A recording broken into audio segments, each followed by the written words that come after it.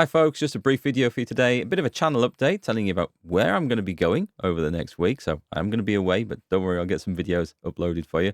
And some of the content and details about videos I'm going to be putting up in the future once I'm back. Not so much a change of a direction, just plans going forward for the channel, which you guys might be interested in. So first up, super important, where am I going this week? Some of you already know because I've been talking about it, but some of you have already donated to the cause to help out with the fundraising. Yeah, I'm going back to Ukraine. The old timers around here will know all about this. I've been twice before, and myself and a friend, we fundraise, we raise money to buy ambulances or 4x4s, and then we drive them across Europe to Ukraine, hand them over to the authorities, the civilian rescue teams, or the military medics, and they use them to save lives over there. So I need to say a great big thank you to everyone who's donated to the previous ones, and one or two of you donated to the current fundraiser as well. If you would like to contribute, help out, then that would be greatly appreciated. There'll be a link down below and a QR code on screen if you want to follow, find out a bit more about it. But basically, what we do is we provide from the UK, we raise money, we provide vehicles. They're either a 4x4 pickup, which are used as field ambulances, or, and this is what we're taking this time, which is really super exciting, we're going to be driving an ex-NHS ambulance all the way over there. Now, these vehicles are used for different purposes once they get to Ukraine. So the 4x4s are typically converted into field ambulances. The last one we took, a Toyota Hilux, some beautiful pictures of what they did with that. They extended the back so they can fit in casualties and medics and all their equipment, and that is in use, saving military lives at the moment.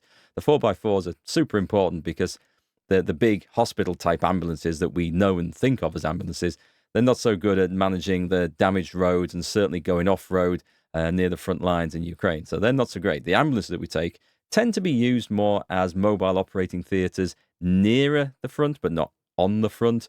And then for stabilizing serious injuries, like when people get arms and legs blown off and all sorts of horrible stuff like that. And then for transport back to hospitals way, way further back where it's safe. So this time we're taking an ambulance, which is really cool. I've driven one of these before. We helped deliver two of these last year. We're down to Oxford, ready to go out into the convoy. Didn't get to drive them across Europe, but we got them down there, so that was an important thing. And the 4x4s, we've taken two of before, thanks in part to you guys being very generous with the fundraising. So this time, fundraising has been harder. It always is. The more you do something, the harder it is to raise funds for it. But I have put in a big chunk of my own money on this one because, well, if you believe in a cause, you need to get behind it, right? That's not the only reason I put some money in towards this one.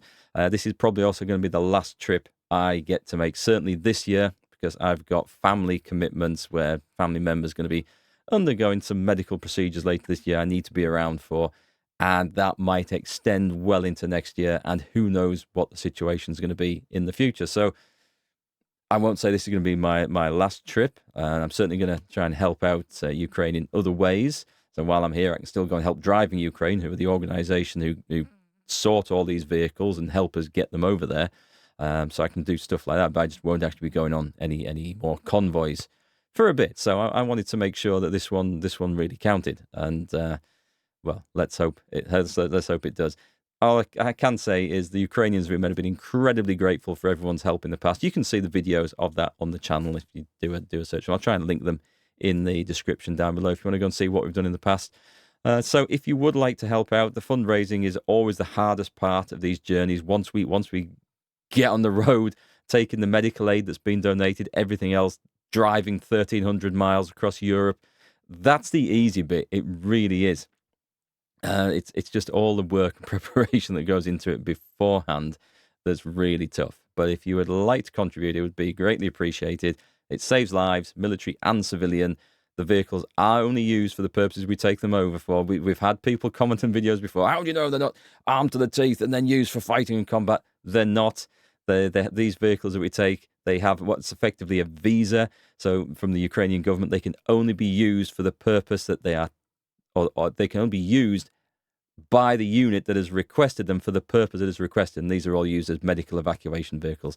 They're not going to spend a load of time modifying an ex-NHS ambulance to go and put a bloody 50 cal on the back or something like that. Trust me, they need medical vehicles over there. And the 4x4s that we take sometimes end up in the hands of civilian rescue teams. And when I say civilian rescue teams, they are volunteers like Chris Parry. If you go and watch the BBC's iPlayer documentary called Helljumper, British volunteer went over, civilian rescue team going in rescuing civilians from the front lines where they've been trapped by the fighting. It's serious stuff. He was killed in Bakhmut. I can't remember when it was. It was 2023, I think.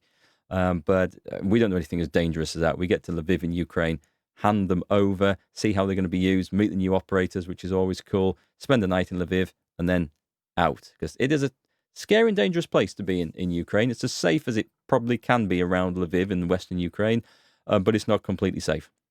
So we don't take any unnecessary risks, and we're very careful doing that. So anyway, that's where I'm going on Wednesday. I'll be away for about a week. I'll try and get some videos scheduled up for that. So big thanks to anyone who has donated in the past or to the current one or is about to chip in and help with the fundraising. It's greatly appreciated. So that being said, going on to the future of this channel. Well, we're going to continue much in the same way as we have. We've got Hearts of Iron videos and series. I hope you're enjoying the current one. With some of the Hearts of Iron playthroughs, rather than doing a great big long playthrough video every day, where it's like 20 parts over the campaign, because some of these alt history campaigns I'm looking at, they're going to be shorter, or there's going to be less meat in the content, if you like. So I was thinking maybe I'll just record the entire campaign, and then I'll just edit it into one longish video, probably 40 minutes to an hour, showing the interesting bits and highlights and stuff. Just an idea. We'll see how it works. It might not be something that catches on, or I might find it's better than the current format I'm using, or I might do a mix of both. Who knows? Let's see what else. I've got a few notes here. Oh yes, yeah.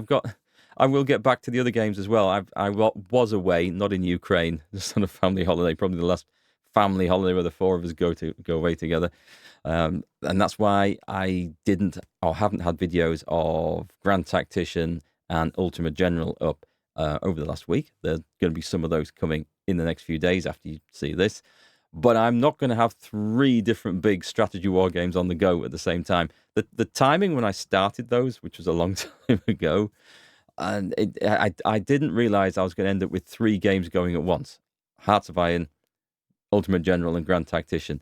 And it's a bit of work to get myself back into the mindset of each campaign. Think, where was I? What was I doing? What was my plans when I go back to record the next episode? So that was a misstep by me, but I am enjoying, despite both games having some awful quirks about them, I am still enjoying the campaigns.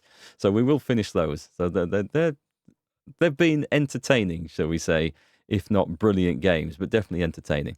Don't know if I'll do the British campaign for Ultimate General American Revolution now. I might play it offline and then bring you a brief summary or talk about it or review of it. I don't know.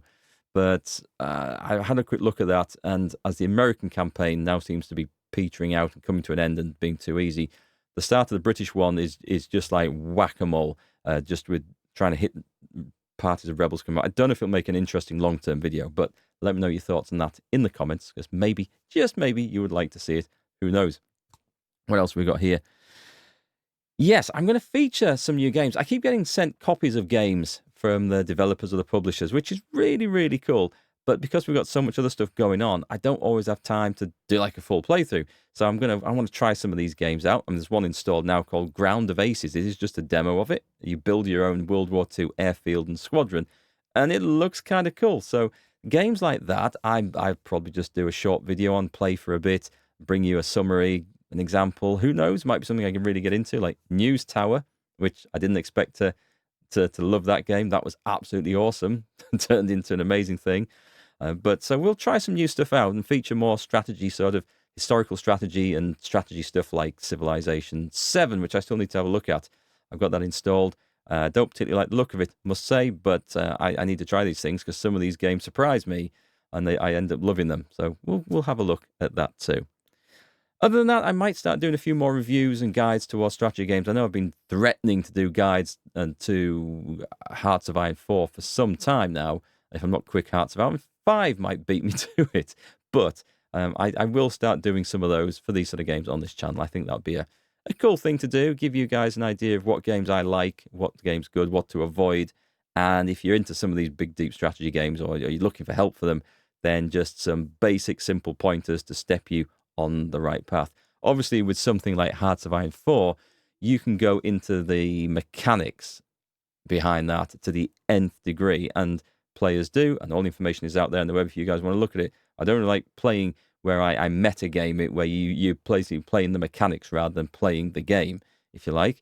But for people who want to get into something like that, it is a daunting experience. So my policy for all these games is just enough is good enough. And if it works, that's fine. We don't need to look any further than that. We need to keep it fun, remember. So I will, at some point, do some guides and stuff on Hearts of Iron 4 in particular, but other strategy games as well. And you guys should let me know what sort of stuff you want to see. Leave a comment down below. What would you like to see? What type of games? I did see something, was it a new Europa Universalis game coming out? Did I see something like that? Would that be of interest? Maybe something else for me to learn? But I should have more time coming up in the future once I get all these travels and expeditions and things like that out of the way and not taking up my time anymore.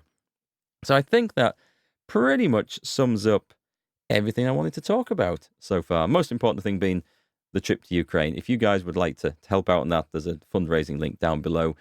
We've hit the minimum, so it is going to go ahead. But any funding on top of that will go towards future convoys with driving Ukraine and getting more vehicles out there or supplying more medical aid.